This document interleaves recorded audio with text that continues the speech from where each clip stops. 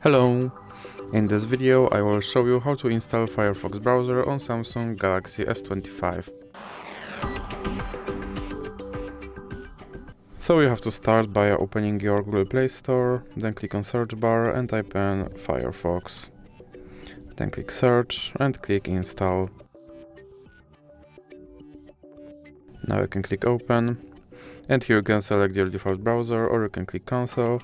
Now you can add Firefox widget, or you can click not now. Here you can sign in to your Firefox account, or you can click not now again. And you can do notifications, or you can click not now. And now you can select your toolbar placement, or you can just click save and start browsing.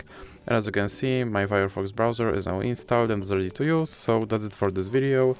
If you liked it, please remember to leave like and subscribe.